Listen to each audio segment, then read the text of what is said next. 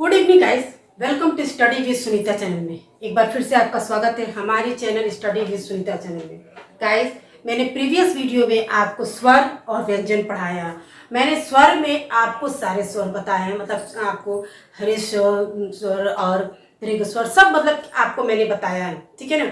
व्यंजन भी मैंने बहुत अच्छे से तरीके से आपको डिटेल में बताया है, कितने व्यंजन होते हैं, ठीक है। तो जो मैं आपको प्रीवियस लेसन में आपको पढ़ा चुकी है उसी का ये प्रश्न है, ठीक है ना। और ये प्रश्न वो है जो आपके अभ्यास की दृष्टि से भी है और दूसरा आपके टीजीटी पीजीटी एग्जाम में आया है। जिस जिस सन में जो जो क्वेश्चन आया है, जितने मतलब आप ये देखिए, इस क्वेश्चन को देख के आपको ये समझ में आ जाएगा कि कितना मतलब छोटा छोटा चीज क्वेश्चन पूछा गया है, ठीक है ना। आप ये सोचते हैं कि इतना छोटा छोटा क्वेश्चन पूछता नहीं है, लेकिन देखिए जैसे ही मैंने डीप से पढ़ाया है वैसे ही उस तरह से यहाँ क्वेश्चन पूछा भी गया है, ठीक है। तो आपको इसीलिए मैं बहुत अच्छे तरीके से आपको पूरा डीपली नॉलेज दे रही थी, ताकि आपको जो अभ्यास प्रश्न कराया जाएगा तो आपको कुछ समझ में आ जाए। जब भी एग्जाम में आपको पेपर आएगा तो आप फट से कर लोगे, क्योंकि मैंने आप इतने अच्छे तरीके से आपको एक एक चीज करके मैंने बताया है। मैं इस आपको स्वर व्यंजन का वीडियो का लिंक आपको डिस्क्रिप्शन में दे दूंगी, आप इसको प्लीज चेक कर लीजिएगा, तो आपको अच्छे से और समझ में आ जाएगा, ठीक है। तो मैं आपको जो ये अभ्यास करा रही हूँ आप इसको करिए और देखिए, आपको अच्छे से समझ में आ जाता है, ठीक है।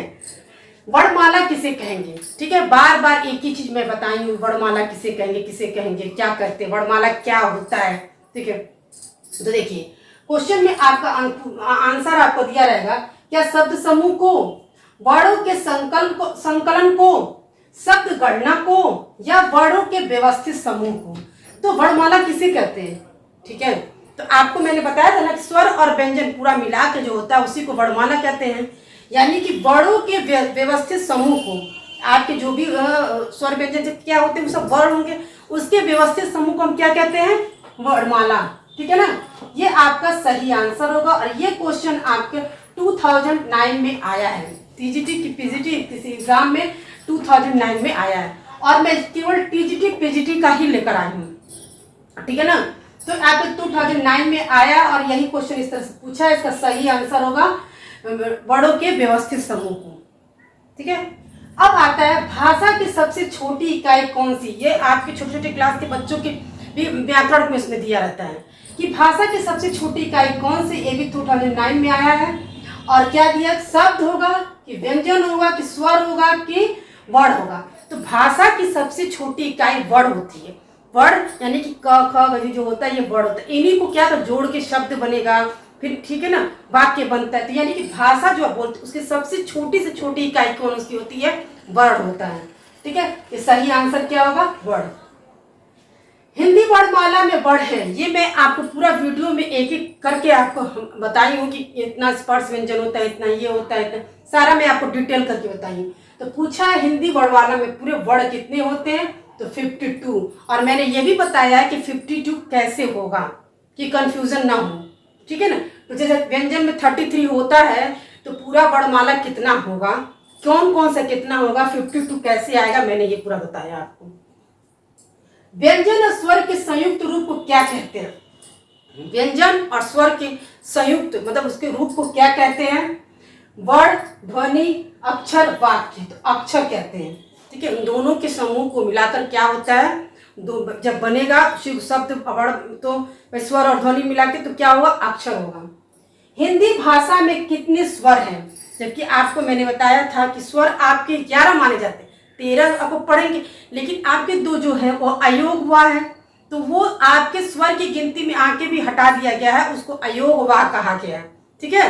और लेकिन आपके माने जाते हैं 11 यानी कि 11। आंसर में आप यही सही इसी को टिक करिएगा, कि बच्चों को कंफ्यूजन ये हो जाती है कि 13 मानते हैं और 13 पर टिक कर देते हैं, लेकिन सही आंसर इसका 11, क्योंकि जो 2 होते हैं वो अयोग वाह में आते हैं, ठीक है। उसकी मान्यता स्वर में नहीं दी गई है। एक बार फिर से मैं आपको रिवीजन करा दे रही हूँ। वर्णमाला किसे कहेंगे, तो वर्णमाला वर्णों के व्यवस्थित समूह को, ठीक है। भाषा की सबसे छोटी इकाई कौन सी होती है, वर्ण, ठीक है। हिंदी वर्णमाला में वर्ण है 52। व्यंजन और स्वर के संयुक्त रूप को क्या कहते हैं, अक्षर। हिंदी भाषा में कितने स्वर हैं, 11। तो गाइस मैं उम्मीद करती हूँ कि आपको ये क्वेश्चन समझ में आ गए।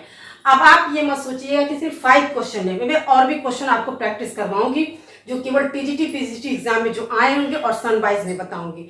जितना मैंने आपको 2 से 3 वीडियो में स्वर और व्यंजन को मैंने डिटेल पढ़ाया, वैसे ही मैं आपको ऐसा प्रश्न आपको इतना क्वेश्चन लेके आ जाऊंगी टीजीटी पीजीटी में कि आपको अच्छे से एग्जाम में जो क्वेश्चन मिल जाए और आपको ये भी आइडिया लग जाएगा कि उस लेसन को पढ़ने के बाद से हमें ये प्रश्न करने में कितना आराम हो गया और कितना मतलब हेल्पफुल है।